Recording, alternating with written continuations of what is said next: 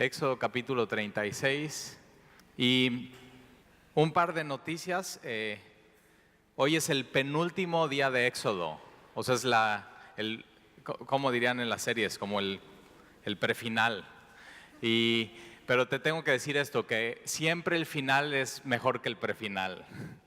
Entonces, eso es mi anhelo, que podamos hoy estudiar esto. Y si has estado Éxodo con nosotros, normalmente estudiamos un capítulo o apenas llegamos a la mitad y ya se nos acabó el tiempo. Y hoy lo que vamos a tratar de hacer es 3 capítulos. No sé cómo, pero vamos a intentar hacer 3 capítulos. Y conforme vayas viendo el estudio vas a ver por qué. Lo que vamos a hacer es, mira, Éxodo capítulo 36, empezando el estudio te vas a dar cuenta cómo sí vamos a poder terminar. Éxodo, ¿ya estás ahí? Éxodo capítulo 36. La semana pasada nos quedamos en el versículo 7, pero vamos a regresar un poco al 6 para tener el contexto. Éxodo capítulo 36, versículo 6. Entonces Moisés mandó pregonar por el campamento diciendo: ningún hombre ni ninguna mujer haga más. No, no es cierto. Es que digo, ¿cómo vamos a terminar 3 capítulos y no rápido? Así como cuando le pones así fast forward o rápido a la música.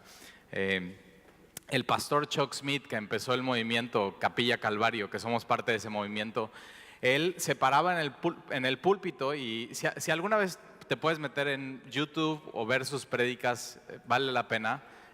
La mayoría están en inglés, hay algunas que sí están traducidas, pero él tenía un púlpito, una caja como de madera grande, y él se paraba y se tomaba de un lado del cajón de madera, de otro lado del cajón de madera, y todo el tiempo predicaba tomado así, del cajón de madera, y lo único que hacía es voltear su cabeza así, y hablaba con un tono de voz muy gruesa y muy despacio.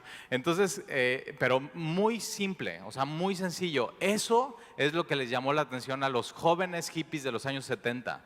O sea, un cuate nada como ellos, totalmente diferente. Si tú ves la foto de los hippies en ese tiempo y los auditorios llenos, y ves una foto de él, dices, ¿qué tiene que hacer un cuate así con estos así? Pero lo que les llamó la atención a los jóvenes en los años 70 era la predicación de la palabra. O sea, que era muy sencillo, que era muy fácil de entender. Hay historias de pastores hoy que en esos tiempos, cuando empezó el movimiento, cuando la primera vez que llegaron a la iglesia llegaron drogados, o sea, completamente drogados. Y Chuck lo que hacía era predicar de una manera muy sencilla y muy fácil y muy lento. Yo creo que para que los drogados entendieran. Pero ¿sabes qué? Lo que hacía era simplemente tomar esta red y la echaba. Y la echaba a la mayor parte de personas. Y hay una canción que se llama Little Country Church, que habla de que en esa iglesia, en esa pequeña iglesia donde empezó todo, había unos que venían con pelo largo, unos con pelo corto, unos sin zapatos, unos con tenis, unos con zapatos de vestir, unos con corbata, unos sin corbata. Y eso es todo por esto. Este estilo de ir capítulo a capítulo, versículo a versículo, enseñando la palabra de manera sencilla y simple. Y si te das cuenta, eso de pronto cuando estás en un estudio, Dios atrapa tu corazón y te está hablando y te está instruyendo, como lo estaba haciendo con ellos en Éxodo. Entonces, Éxodo capítulo 36, versículo 6. Entonces Moisés mandó pregonar por el campamento diciendo: ningún hombre ni mujer haga más para la ofrenda del santuario. O sea, imagínate, y lo estamos viendo en México. O sea, de pronto el gobierno tuvo que decir: ya no más agua en estas construcciones porque ya están estorbando, por favor, ya no más. Y de pronto la generosidad se desborda, pero se estaba desbordando en ese tiempo por agradecimiento a Dios. Porque habían entendido que Dios, empezando Éxodo, ellos fueron 400 años esclavos en Éxodo. Todos ellos que están dando las ofrendas, que están juntando para el Señor y que se van a poner a trabajar en el tabernáculo, todos ellos, todos fueron rescatados, todos eran esclavos. Todos al piso, al nivel de Egipto, todos eran iguales. Todos simplemente tenían esa etiqueta, esclavos y no libres. Y entonces todos ellos entienden lo que significa ser salvos, ser rescatados de la esclavitud de Egipto. de labores pesadas, y clamaban a Dios y Dios por supuesto los estaba escuchando, pero después vemos en Éxodo que Dios llama a Moisés y es muy interesante lo que vimos de su llamado. Todas las prédicas están en internet y las puedes descargar. Y después manda a Moisés con Faraón y Faraón lo que hace es, en vez de recibir el mensaje de Dios, endurece su corazón y hay una lucha entre Faraón y no Moisés realmente, hay una lucha entre Faraón y Dios. Y no sé si conoces a alguien así que simplemente Dios quiere su corazón, quiere que esa persona le obedezca y esa persona en vez de obedecer y postrarse ante Dios y adorar a Dios, lo único que hace es endurece más y más y más su corazón y sabes, no termina bien la historia, vienen las plagas y después el primogénito de Faraón junto con todos los primogénitos de Egipto mueren y Faraón al final dice, bueno ya váyanse, Egipto dice váyanse y una de las cosas de donde sale toda la ofrenda que ellos están dando para el tabernáculo es que Dios les promete que cuando salen de Egipto iba a despojar Egipto y entonces ellos antes de salir de Egipto van con sus vecinos y tocan la puerta y se están despidiendo y las mujeres y los hombres le están dando aretes y le están dando joyas y, o sea, ya nada más váyanse por favor, o sea, como ya se tardaron, ya lo único que querían es que ellos salieran de Egipto para que no vinieran más plagas y después, ¿te acuerdas? Vimos como Dios los va llevando y los va llevando a este lugar montañoso donde atrás tienen una montaña, adelante tienen el mar y Dios los pone en una situación donde solamente Dios los puede salvar. Y a veces Dios nos pone en una situación en nuestra vida, puede ser financiera, puede ser con tus hijos, puede ser en tu soltería, en cualquier cosa. Dios a veces te pone en una situación donde lo único que puedes hacer es voltear a ver a Dios. Por eso a veces cuando platico con papás de hijos que son adolescentes o jóvenes y simplemente no quieren tener nada con Dios, digo, espérate, que Dios los ponga en una situación donde solamente Dios los pueda salvar. Y a veces como papás les hacemos más daños porque los queremos estar salvando de todo. Y tenemos que decir, Señor, o sea, son tuyos. Ponlos en una situación donde solamente tú los puedas salvar. Ahora eso es duro orar por un hijo. O sea, ponlos en una situación donde solamente tú los puedas salvar. Pero una cosa que tienes que entender es que en esa situación, al final, son de Dios, están en manos de Dios y tú y yo tenemos que confiar en Dios. Si no confiamos en Dios con el tema de nuestros hijos, en cualquier edad, en cualquier etapa en la que estés, ¿cómo nuestros hijos les pedimos que confíen en Dios? ¿Te das cuenta? Tenemos que poner toda nuestra confianza en Dios en eso. Y entonces están en esa situación. Moisés está orando. O sea, imagínate, ahí vienen, está viendo los enemigos que vienen bajando de las montañas y son hartos, o sea, son muchos los enemigos. Y está el pueblo y vienen de ser esclavos. O sea, ¿qué fuerza puedes tener después de ser esclavo? Durante tu vida, no comías bien, las tareas cada vez eran más pesadas, vienen las plagas y estás viviendo todo eso, hay estrés postraumático después de todo lo que está pasando en Egipto, hay emoción y de pronto salen de Egipto, Moisés está orando y Dios le dice a Moisés, Moisés, ¿qué haces? Marcha. Y de pronto Moisés se da cuenta, el único lugar que tengo a donde marchar es el mar. ¿Y cuándo has visto en ese tiempo un esclavo que sabe para nadar muy bien? O sea, no tenían esa opción y Moisés hace caso a Dios, lleva la vara de Dios, no es su vara, es la vara de Dios, era su vara. Pero si te acuerdas en su llamado, Dios le dice, suelta eso. Y luego se la vuelve a dar Dios. ¿Ya soltaste eso? A veces Dios nada más está diciendo, ya suelta eso, para que lo tires y Él simplemente te lo regrese. Yo he visto muchas veces así obrar a Dios. Suelta eso que tanto deseas y que tanto anhelas y que tanto te está estresando, ya suéltalo. Y a veces Dios te lo regresa, a veces no. Pero tienes que confiar en Dios, que Dios es el sabio y el poderoso, omnipresente, omnisciente, omnipotente. Y de pronto van cruzando el mar, increíble, y esta columna que lo está protegiendo, terminan de pasar el mar y cuando pasan, el mar se cierra y sus enemigos terminan enterrados en el mar. Ahora, ¿te acuerdas? Cuando Moisés trató de hacerlo en sus fuerzas, pudo enterrar un solo egipcio. Pero cuando Dios lo hace, y Moisés no lo hace en sus fuerzas, entierra todo el ejército. Y en todo eso Dios nos estaba mostrando en Éxodo cómo trataba con su pueblo para que nosotros aprendamos cómo es nuestro Dios y cómo nosotros tenemos que confiar y caminar en Él. Y después pasan y se acuerdan toda esta canción y este salmo, y está la hermana de Moisés, Miriam, y agarra un pandero y están todos bien emocionados y bien contentos, pero pasa la emoción y de pronto no tienen agua y se están quejando. Y empieza la queja y la murmuración. O sea, imagínate a Dios así. O sea, si los acabo de salvar de una de las naciones más poderosas, ¿no creen que les pueda dar agua en el desierto? Y a veces pensamos así. O sea, hemos visto cómo Dios nos ha hecho con nuestra vida, cómo Dios nos ha salvado, cómo Dios nos ha rescatado. Y llegamos a un momento en nuestra vida de desesperación y estamos, o sea, ya aquí ya se acaba, ya me muero. O sea, mejor me muero. Y se nos olvida cómo Dios ha tratado con nosotros, y Dios abre el manantial de agua y toman agua. Y Dios estas aguas rancias las convierte en aguas dulces, y después tienen hambre y Dios les da de maná del cielo. Y Dios durante todo este tiempo está tratando con ellos. Y después de todo eso, de ver ellos milagros, de ver cómo era Dios, de ver su presencia, su gloria, su poder en sus vidas, Moisés está durante 40 días y 40 noches en el monte Sinaí. Dios le está dando los 20 mandamientos y todo lo demás de los mandamientos. ¿Y qué hace el pueblo abajo? O sea, totalmente ensimismado, totalmente malagradecido, olvidándose lo que Dios había hecho, y hacen un ídolo hueco.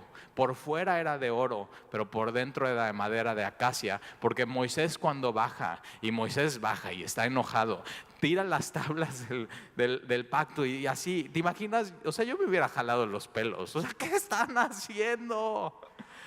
O sea, cortaron mi cita con Dios, ya me estaba dando todo, estaba a punto de bajar y enseñarles lo que escribió Dios con su dedo y sus tablas. Y Moisés quema eso. Y vimos, ¿te acuerdas? Que todo lo que no es Dios puede brillar, pero al final está hueco. Por dentro está hueco y es totalmente vano. Te puede por un momento llamar la atención, pero al final el pecado y la idolatría cobra su precio.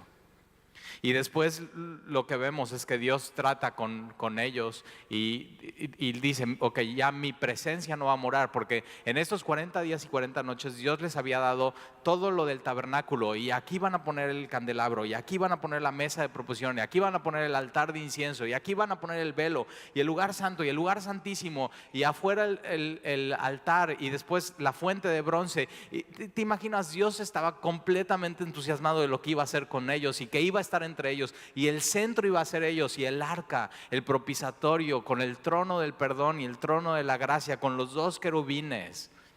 Y de pronto dice Dios, ok, hicieron eso, ya no voy a morar entre ustedes, voy a estar afuera.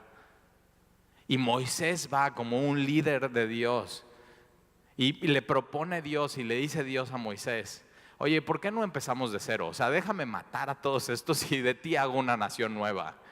Y Moisés, en vez de decir sí, dice, no, Señor, o sea, perdónalos, tú eres lento para la ira, tú eres grande en misericordia, tú eres todopoderoso. Y Moisés va con él no por lo que es su pueblo, sino por quien él es Dios. ¿Te acuerdas todo eso que hemos vivido y que hemos estudiado en Éxodo? Y lo que hace Dios es promete, ok, sí voy a morar entre ustedes. Y regresa el plan del tabernáculo.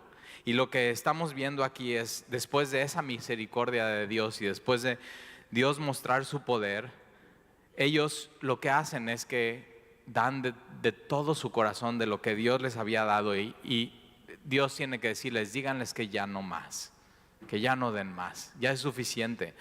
Y yo conozco gente así. O sea, gente sirve aquí así en Semilla. O sea, que le tengo que decir, oye, bueno, ya, o sea, vámonos, ya. No hay nada más que hacer. Que sé que están al pendiente de las cosas de la iglesia, que están sirviendo en la iglesia, que aman al Señor. Y todo es de manera voluntaria, porque entienden quién es el Señor y qué ha hecho el Señor por ellos.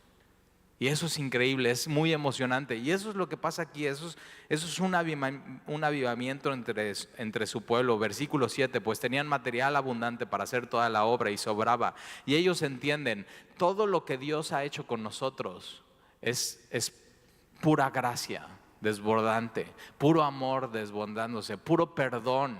Y sabes que yo he entendido esto en mi caminar con Jesús, no te acaba su gracia. O sea, simplemente no te la puedes acabar. No te puedes acabar su perdón.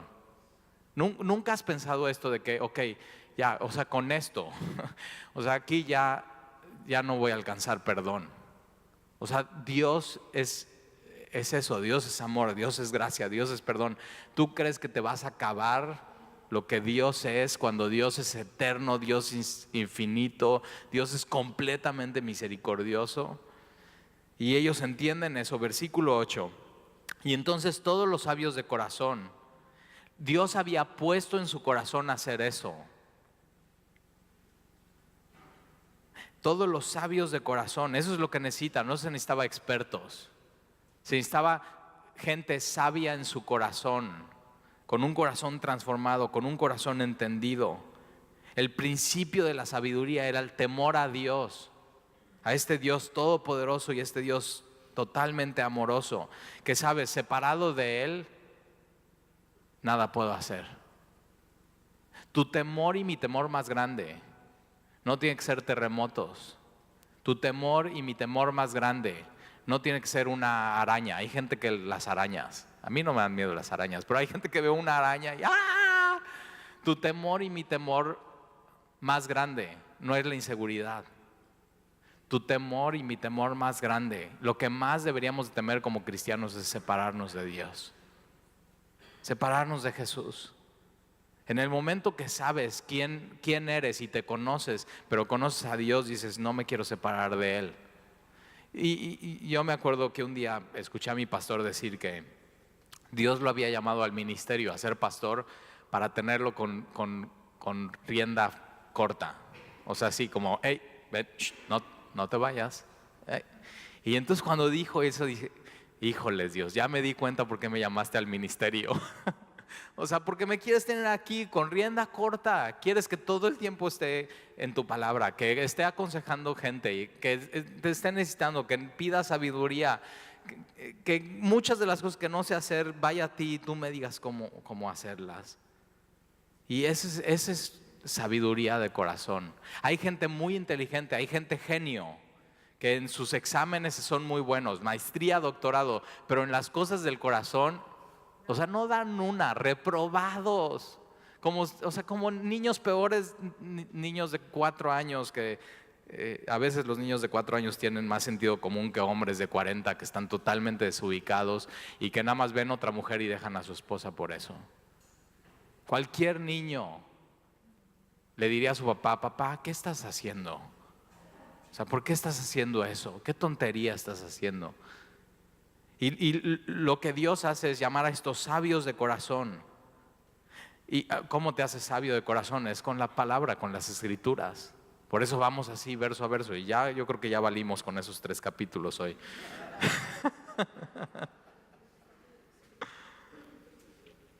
Por eso, Señor, dame sabiduría. Todos los sabios de corazón entre los que hacían la obra hicieron el tabernáculo. Y entonces chécate. Dios en el capítulo 25 al 30 le está dando a Moisés, tienen que ser el tabernáculo de esta manera, y las cortinas van a ser de esta manera, y las tablas van a ser de esta manera, y las bases van a ser de esta manera, y el altar y los muebles van a ser de esta manera, y los vestidos van a ser de esta manera. Y todo se hubiera podido quedar en teoría, pero aquí ellos lo que hacen, los sabios de corazón, escucha bien esto, los sabios de corazón no se quedan en la teoría si no hacen lo que dice Dios. Si no entiendes nada de lo que vamos a ver en el estudio, pero te quedas con esto, los sabios de corazón son los que ven lo que dice Dios y lo hacen. Y una de las cosas que vamos a ver en estos capítulos es y hizo.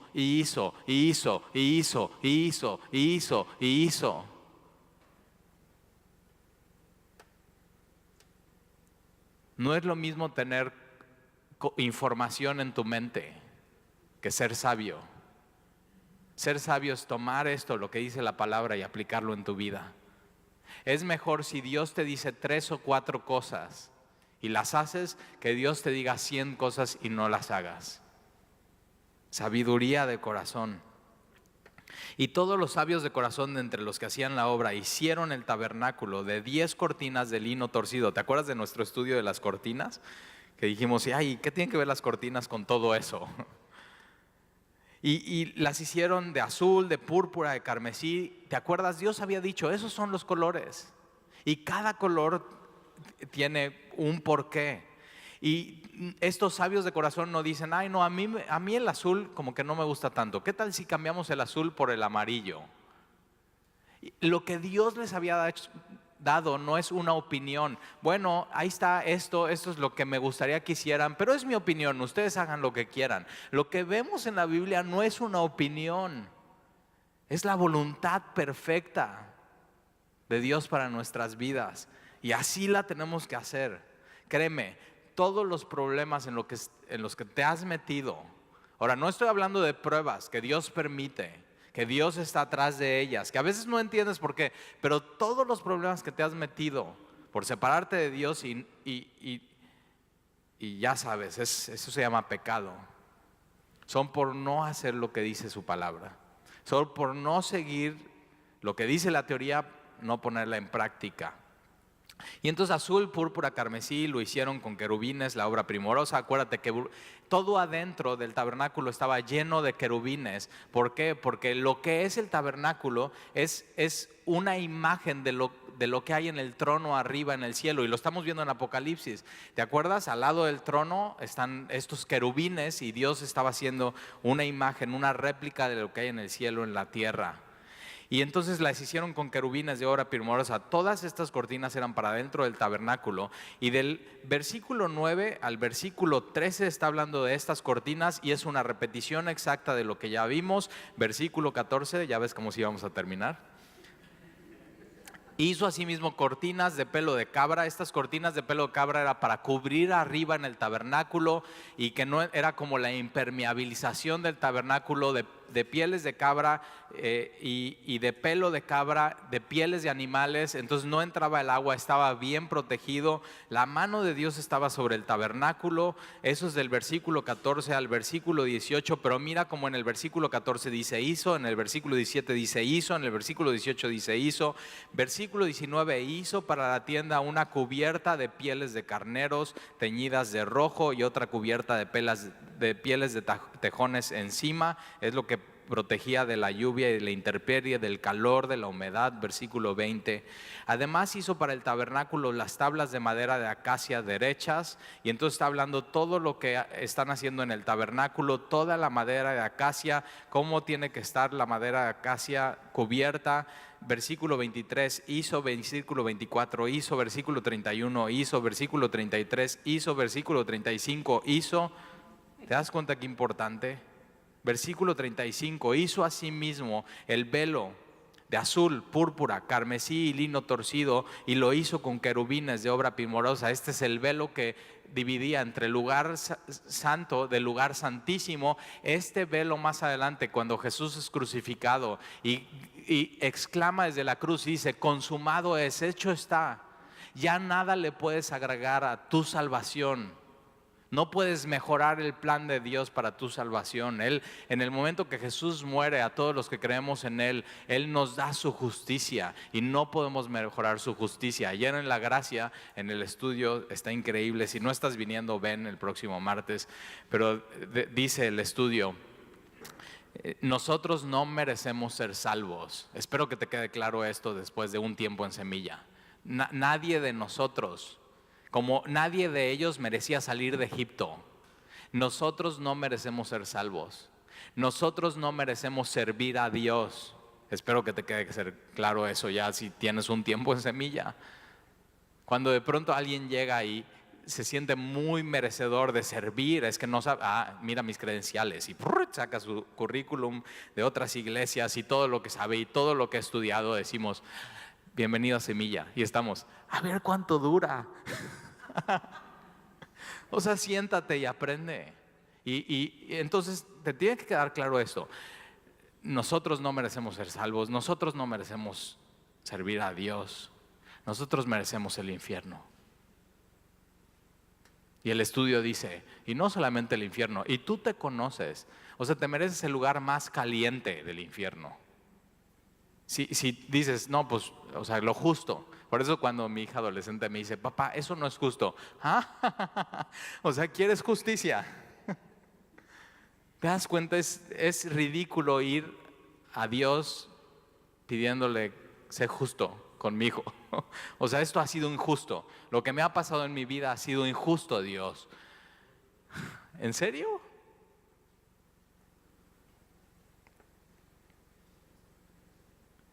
Y este velo era muy importante. Solamente una vez al año el sumo sacerdote podía entrar. Solamente una vez al año. Y fíjate, hoy tú y yo por Jesús podemos entrar todo el tiempo al trono de la gracia.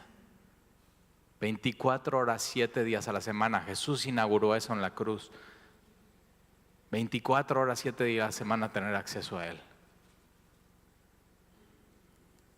¿Quién te ofrece eso? Me estaba platicando mi hija que llevaron a un budista a su escuela. Hicieron una misa budista. Y yo digo, pues ¿qué onda? ¿No que las escuelas son laicas?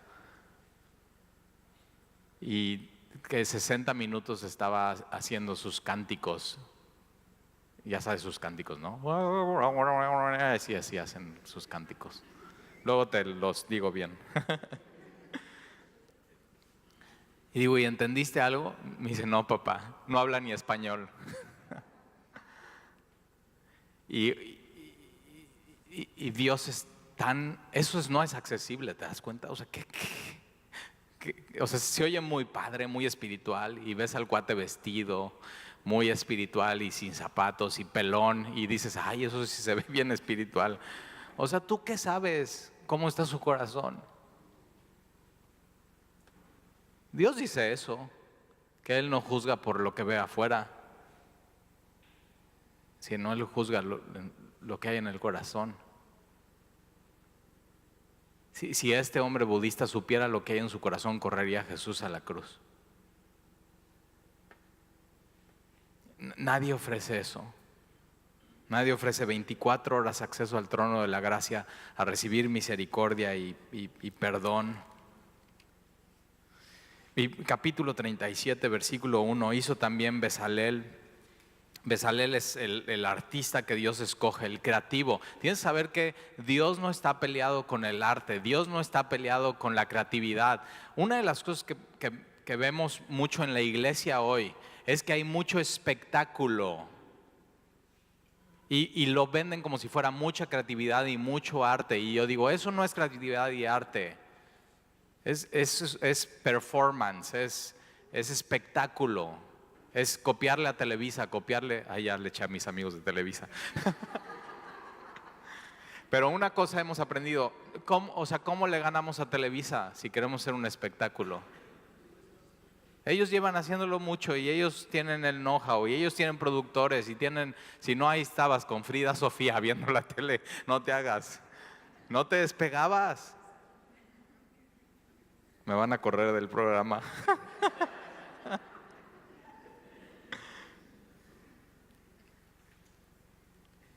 Perdón, pero ay, sí, es que la productora ve el programa de los miércoles.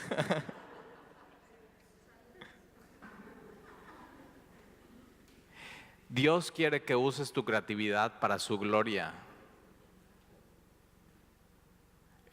Dios no está peleado con el arte, Dios no está peleado con la belleza, Dios no está peleado con un buen pintor. De hecho, Él refleja su gloria de quién es Él ahí, en eso. Y entonces toma a este artista, hizo también Bezalel, el arca de madera de acacia. Su longitud era de 2 codos y medio, su anchura de codo y medio, su altura de codo y medio. Entonces era un rectángulo. Esto es lo único, el único mueble de los que vamos a ver. Ese era el único mueble que estaba en el lugar santísimo, pero consistía del arca y tenía, ahorita vamos a ver, tenía una tapa, el arca, que es el trono de la gracia, el trono del perdón, el propiciatorio.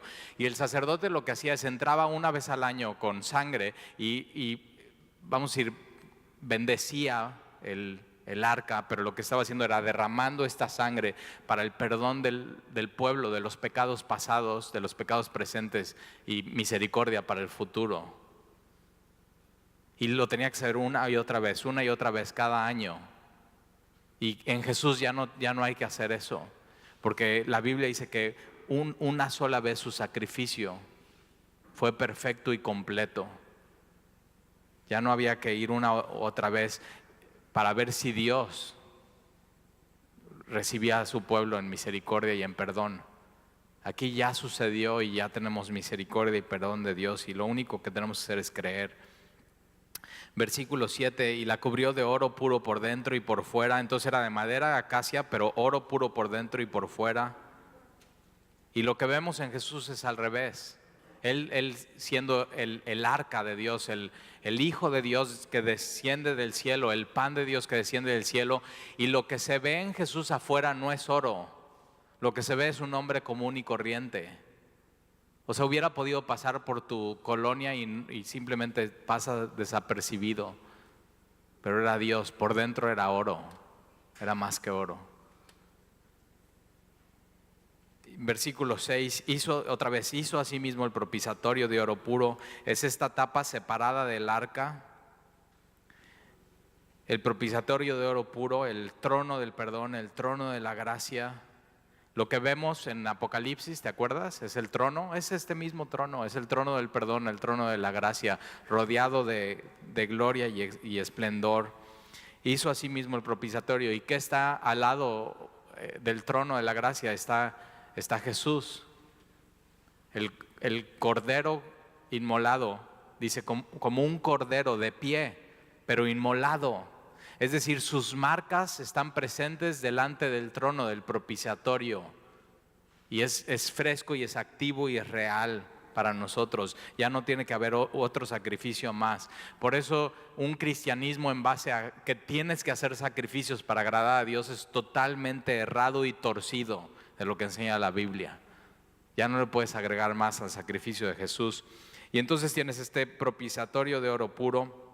Versículo 7, hizo también 2 querubines. Entonces al lado del propiciatorio en la arca tienes 2 querubines que pareciera que se están viendo entre ellos, pero no se están viendo entre ellos. En Apocalipsis son aquellos querubines que tienen muchos ojos por dentro y por fuera, ¿te acuerdas? Pero ¿qué están viendo? Están viendo el propiciatorio, están viendo la sangre, están viendo la gloria. Se trata del trono. Todo lo que Dios está haciendo en el tabernáculo y lo de afuera del tabernáculo y para cubrir el tabernáculo y lo de alrededor del tabernáculo es para que la gente pudiera llegar al trono de la gracia. Es un mapa. Y eso es lo que vamos a ver un poco en cada uno de los muebles. Versículo 10, hizo también la mesa de madera de acacia. Esta es la mesa de los panes. Entonces tú entrabas en el lugar santo, ya en el lugar santísimo lo dejamos ahí. Entrabas y del lado derecho tenías esta mesa. Era una mesa común y corriente, pero Dios la había ordenado de esa manera. Y ponían 12 panes y eran panes frescos. Y Jesús viene y dice: yo soy el pan de vida. O sea, si de mí comes, nunca tendrás jamás hambre.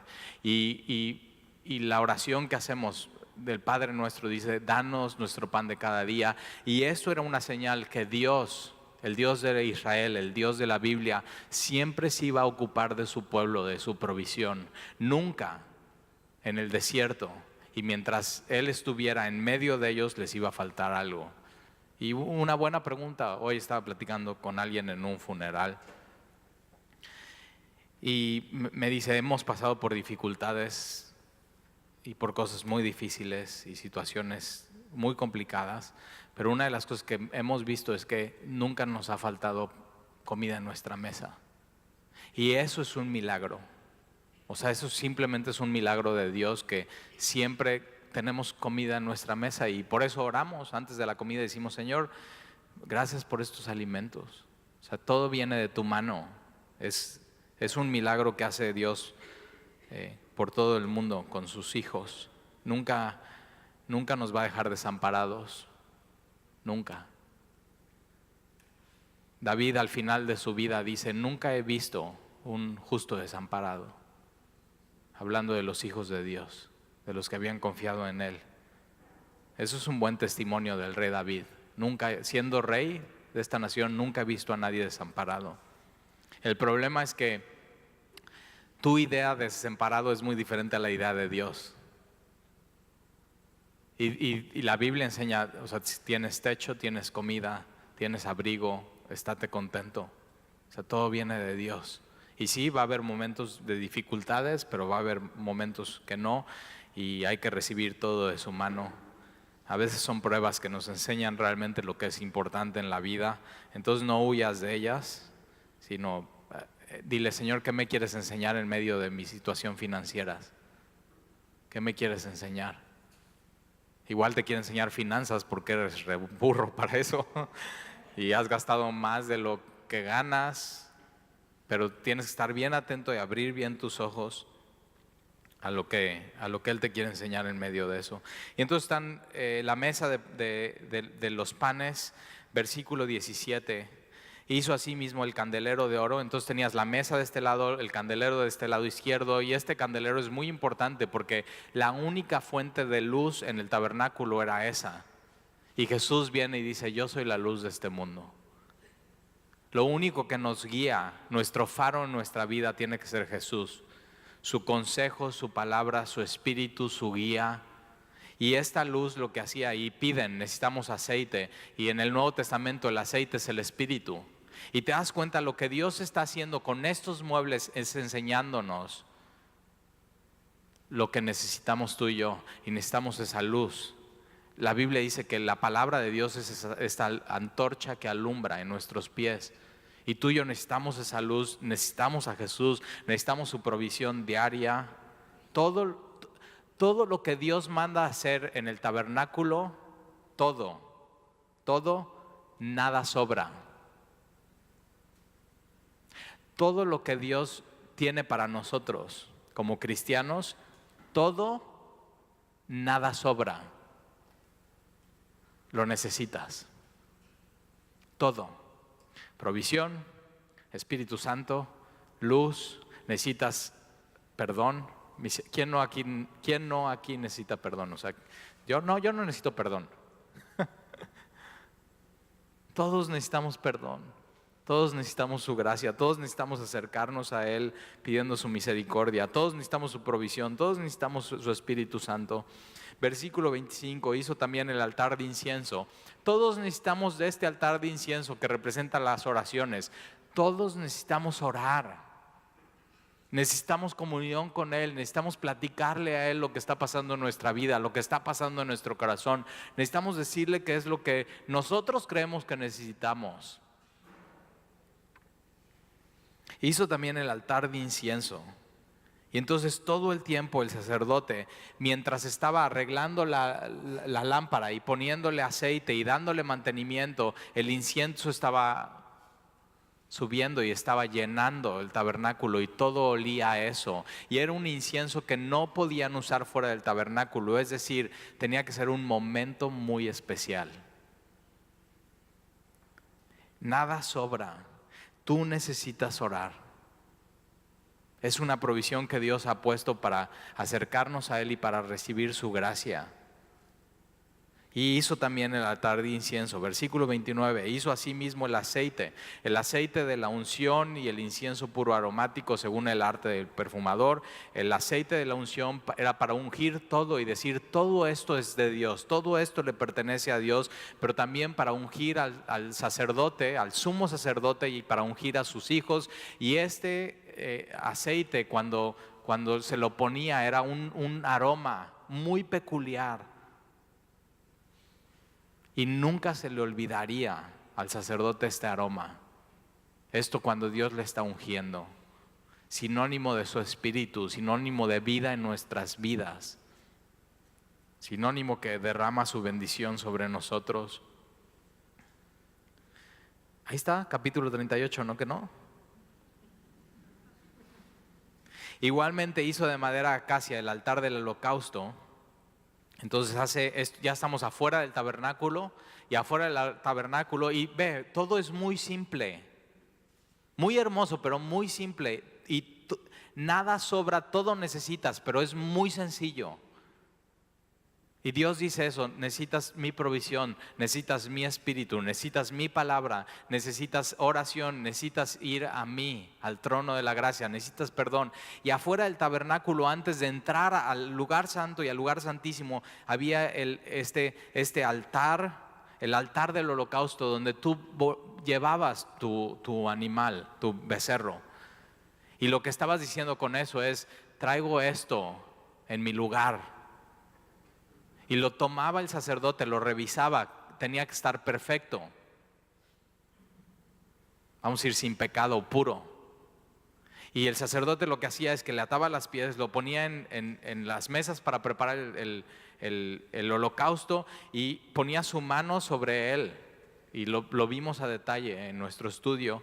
Tomaba su cuchillo y lo que hacía era cortaba eso, y el animal estaba muriendo en tu lugar, y había derramamiento de sangre, porque solamente al derramar sangre hay perdón de pecados. Eso lo estipuló Dios. Alguien tenía que ser justo. Dios no puede ser un Dios misericordioso y amoroso sin ser justo. Alguien tenía que morir. Él dijo: la paga del pecado es la muerte. Se lo dijo a Adán y Eva: el día que tú desobedezcas, ese día morirás. Y murieron espiritualmente, y después murieron físicamente. Y entonces Dios, en medio del tabernáculo, le está enseñando a su pueblo quién es Dios y cómo nos podemos relacionar con Él.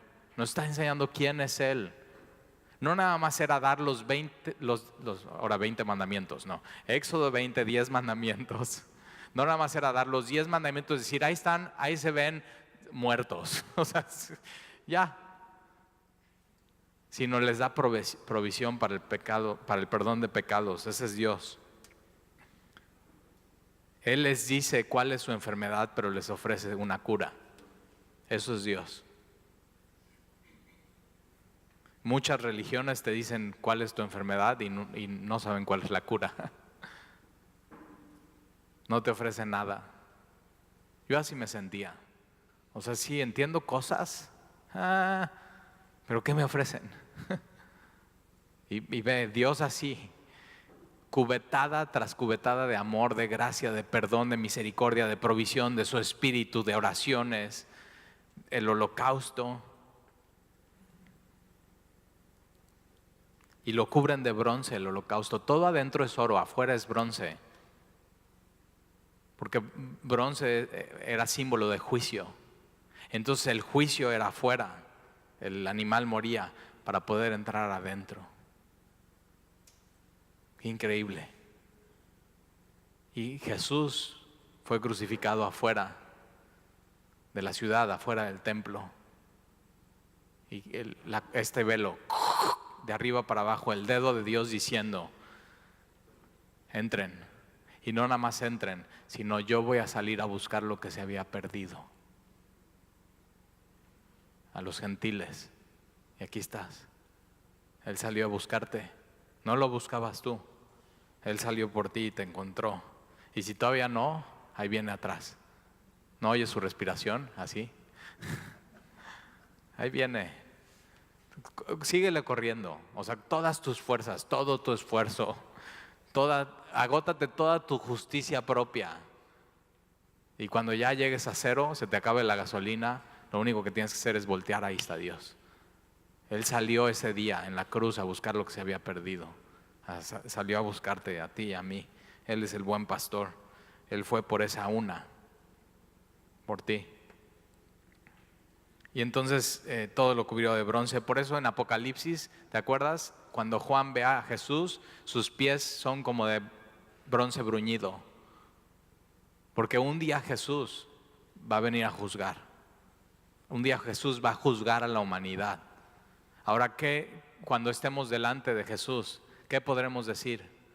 No tenemos defensa. O sea, ¿cuál es tu defensa ante un Dios santo? Lo único que vamos a poder decir es: Jesús. Jesús es mi sacerdote. Jesús es mi propiciación. Jesús es mi luz. Jesús es mi pan. Y ahora mira, versículo 8, ¿te va a gustar eso? Versículo 8. También hizo la fuente de bronce, entonces estaba entrando al tabernáculo, lo rodeaban estas cortinas, ahorita vamos a ir a ver cómo se hace en el atrio, es lo que sigue en el versículo 9, es más, mira el versículo 9, hizo así mismo el atrio, entonces todo el atrio es lo de alrededor, cuando entras hay unas cortinas. Lo importante de esto es que de afuera no se ve nada adentro. Lo único que ves es que está saliendo el humo del holocausto.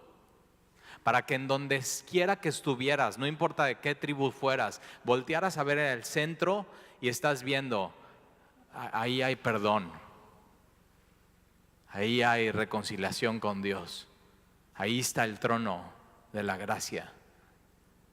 Y todo eso lo tienes que tener diario en tu corazón. En Jesús hay perdón, en Jesús está el trono de la gracia, en Jesús puedo encontrar misericordia. Y de ninguna parte veías afuera y entonces entrabas. Lo primero es el holocausto.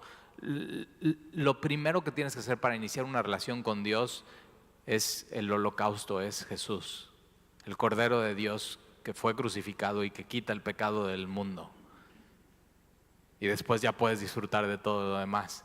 Puedes disfrutar de su provisión, puedes disfrutar de su espíritu, puedes disfrutar de oración, puedes disfrutar de una vez más pecar y ir al trono de la gracia y pedir misericordia. Primera de Juan 1:9.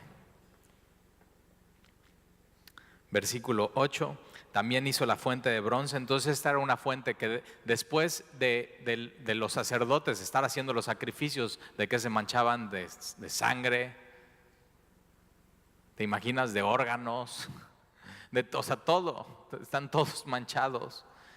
Y antes de entrar al lugar santo tenían que hacer un lavamiento de manos, tenían que lavarse.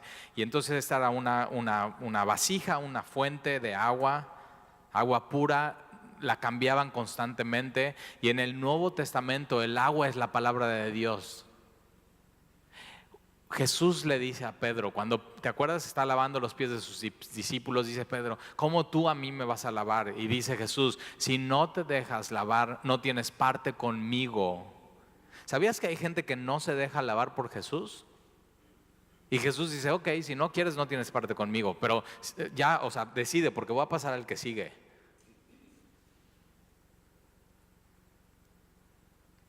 Y tenemos que ser humildes y reconocer, Señor, te necesito, lávame. Y entonces Pedro se pone todo nervioso, ya sabes cómo es, y dice, no, bueno, no nada más los pies, todo, o sea, báñame. O sea, échame triple agua, tienes, o sea, para tallarme con todo hisopo, órale. Y dice, ustedes ya han sido lavados por la palabra que les he hablado. Y lo que hacemos ahorita, lo que Dios está haciendo contigo con su palabra es limpiarte y lavarte y purificarte. Y está tratando con tus motivos, y está tratando con tus pecados, y está tratando con todas las ideas que traes que están erradas y las está limpiando y las está quitando. O sea, está haciendo todo un lavadero en ti. Y se siente bien, o sea, disfrútalo, se siente bien.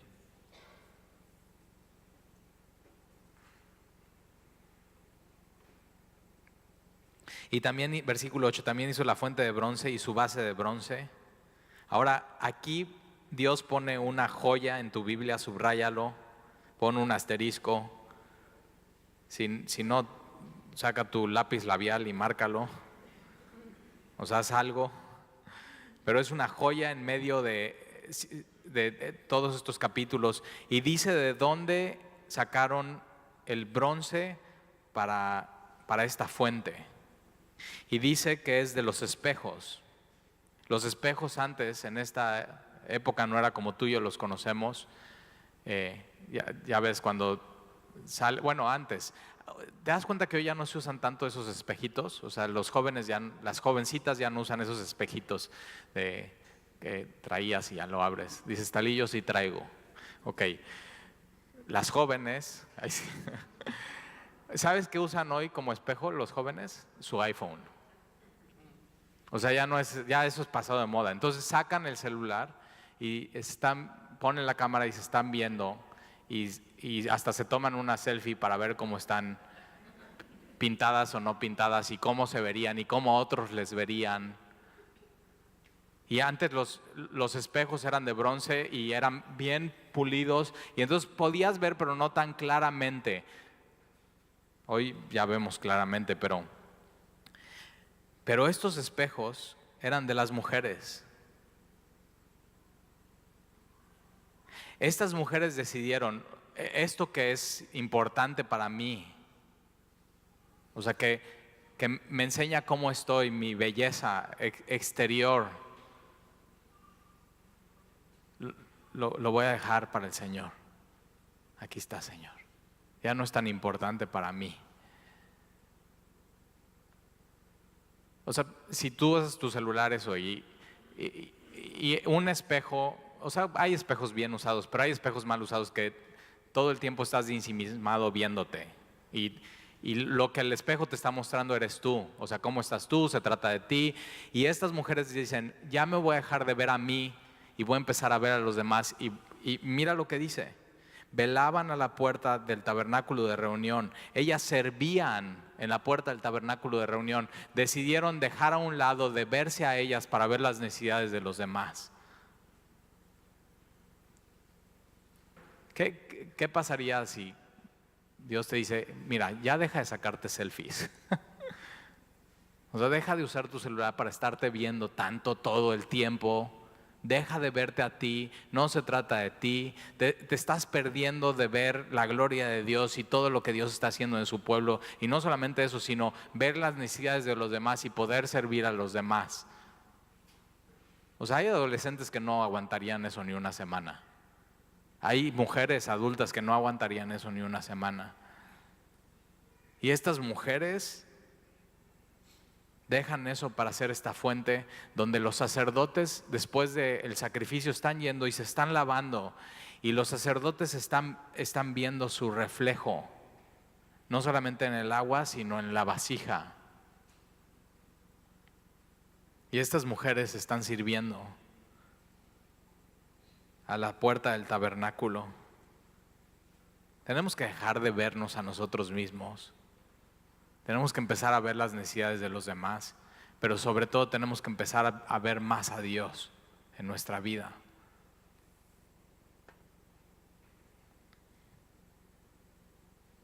Apunta ahí 1 Timoteo 2:9. Déjame te lo leo. 1 Timoteo 2:9. Bueno, versículo 8. Dice, quiero pues que los hombres oren en todo lugar. Entonces, ¿te acuerdas? No se puede quedar en teoría, esto se tiene que llevar a la práctica. Y la Biblia dice que Dios quiere que todos los hombres oren en todo lugar. Ahora chécate, Dios les está pidiendo a los hombres lo que más trabajo les cuesta. Cuando a veces decimos, bueno, vamos a convocar y tenemos un ministerio de oración, ¿a quién se anota? Y ves más mujeres que hombres. La mujer tiene un corazón un poco más inclinado al Señor, le da menos pena las cosas de Dios, o habla más y entonces puede orar más. Pero al hombre a veces les cuesta un poco orar y Dios dice, ok, hombre, ya sé que te cuesta eso y por eso te lo voy a pedir. Quiero pues que los hombres, que no se queden en teoría, oren en todo lugar. No nada más en una reunión de oración, no nada más en la iglesia, no nada más durante la alabanza, sino en todo lugar. Quiere decir que cuando estés en tu oficina trabajando, te tomes un tiempo para orar. Que cuando entre tu jefe y te esté dando órdenes, esté diciendo esto, y venga de malas, cuando se voltee, ora por él. Dios está diciendo eso, quiero que hagas eso. Quiero que estés orando en todo tiempo, en todo lugar, que cuando llegues a tu casa y llegues súper cansado en la noche y tus hijos te brinquen encima y te pidan 1000 cosas, les digas, espérense, siéntense, quiero orar por ustedes. Dios le pide al hombre lo que más trabajo le cuesta. Pero ¿te acuerdas Éxodo? No nada más se trata de teoría, se trata de hizo. Y entonces Dios le dice, quiero pues que todos los hombres oren en todo lugar, levantando manos santas, sin ira ni contienda. Entonces que durante el día, en vez de que estés irritable y contencioso. ¿Cómo es un hombre contencioso? Que alguien le dice, ¿qué onda? ¿Cómo estás? ¿Qué onda? Y dices, ¿qué onda? ¿Qué onda de qué? O sea, ¿qué traes? Y ya, ¿conoces a alguien así? Y Dios dice, no seas así. No seas contencioso, no seas iracundo, ponte a orar. Cuando venga ese hervidero y quiera sacar el pecho, mete el pecho, dobla las rodillas, ponte a orar. Necesitas hacer eso. Versículo 9, así mismo que las mujeres, ahí está, ahora vamos con las mujeres.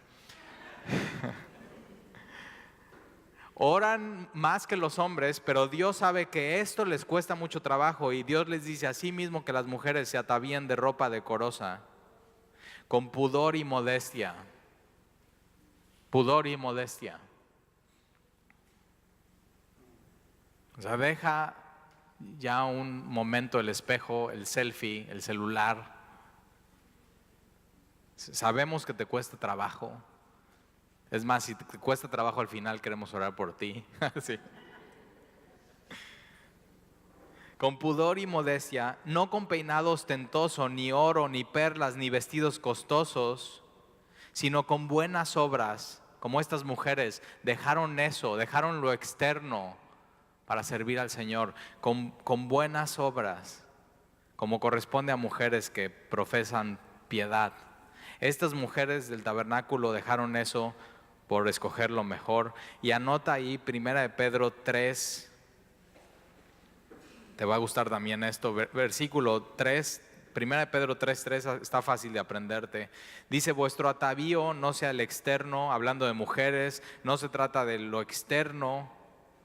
Ahora, está bien que te veas bonita, está bien que te peines, está bien que vayas al salón de belleza, está bien, o sea, está bien, pero el problema es cuando tu vida se trata de eso. El problema es cuando tu vida se trata de eso. Y Dios dice que tu atavío no sea el externo, no sea tu enfoque. Proverbios 31 habla de la mujer virtuosa. 90% habla de sus cualidades, 10% habla de su apariencia. ¿Cuánto tiempo pasas preocupada por tu apariencia o tomándote fotos y selfies? ¿Y cuánto tiempo pasas preocupándote por tu corazón? Y Dios dice que tu atavío no sea el externo de peinados ostentosos, de adornos de oro, de vestidos lujosos, sino el interno. Lo que importa es el corazón. El del corazón en el incorruptible ornato de un espíritu afable y apacible, una mujer tierna, una mujer piadosa, una mujer con modestia, una mujer que se sabe conducir, que es de grande estima delante de Dios. Eso es de grande estima delante de Dios. Y ¿sabes qué? Tú y yo como papás les tenemos que enseñar a nuestros hijos qué significa esto. A veces veo fotos de tus hijos, no estás aquí. No, sí estás aquí. No es cierto.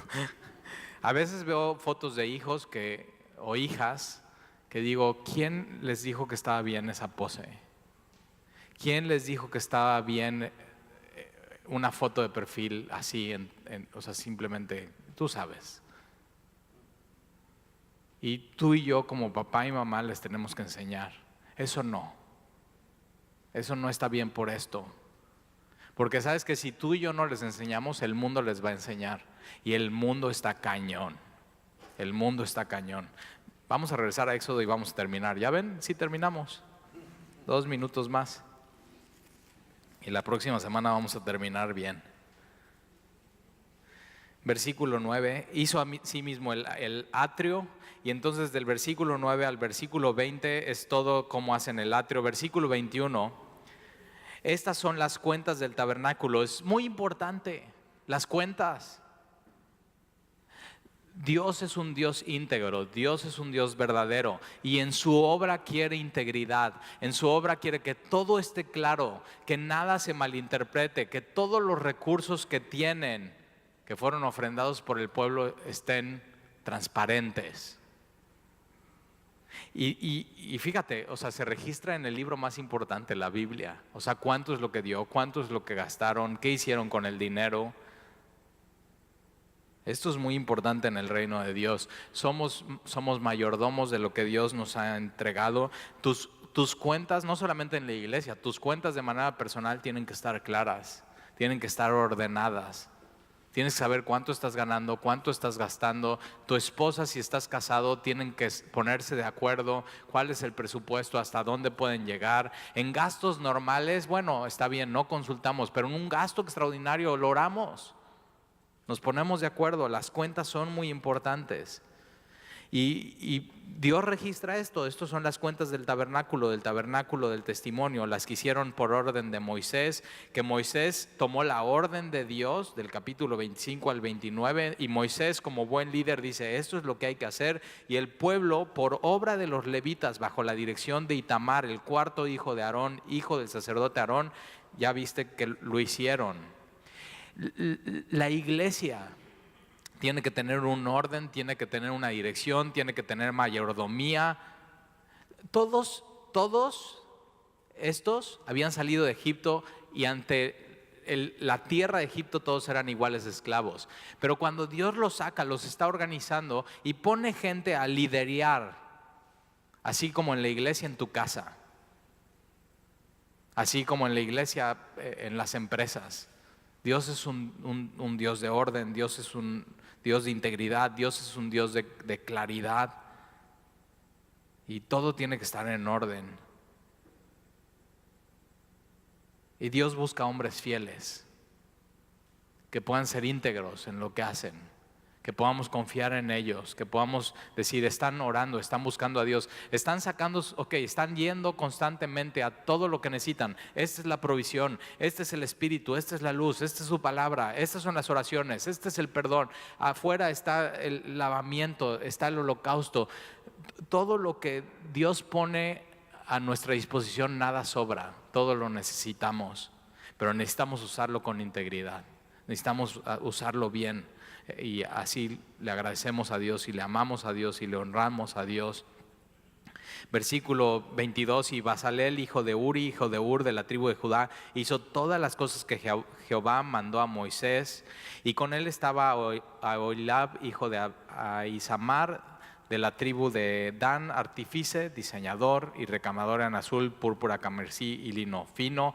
Y del versículo 24 al versículo 31 es un libro de contabilidad, cargos y abonos, y están diciendo: esto gastamos en oro, esto gastamos en plata, esto gastamos en bronce.